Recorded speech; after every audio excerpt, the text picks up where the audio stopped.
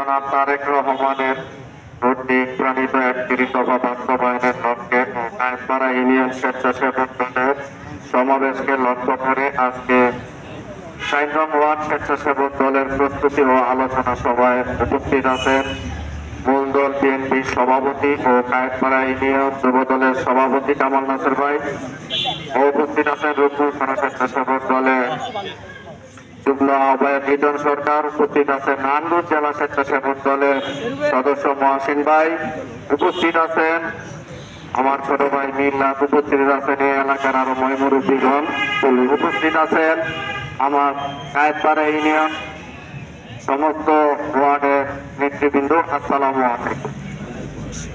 আমাদের জানুয়ারি 3 তারিখ শুক্রবার কায়েতপাড়া ইউনিয়ন স্বেচ্ছাসেবক দলের একটা বিশাল সমাবেশ।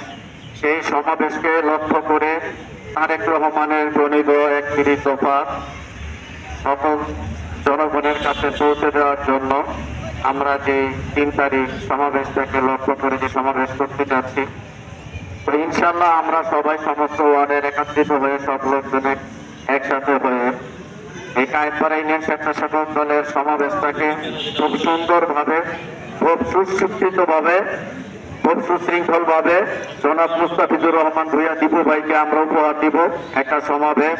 আর আরেকটা কথা মনে রাখতে হবে যে আমাদের রূপগঞ্জে আমাদের মাটি ও মানুষের নেতা জনাব মুস্তাফিজুর রহমান ভূঁইয়া, ইনশাল্লাহ আমরা জনাব মুস্তাফিজুর রহমান ভূঁইয়ার নেতৃত্বে আছি তো ইনশাল্লাহ ইনশাল্লাহ আমরা মুস্তাফিজুর রহমান ভাইকে রূপগঞ্জ 1 আসনের এমপি হিসাবে সবাই দেখতে চাইতো ভাই ইনশাল্লাহ। তাইলে আমরা সেইভাবে মুস্তাফিজুর রহমান ভাইয়ের দীপু ভাইয়ের পক্ষ থেকে আমরা অবশ্যই সেইভাবে কাজ করব যেভাবে আমরা দীপু ভাইয়ের হাতকে শক্তিশালী করতে পারি।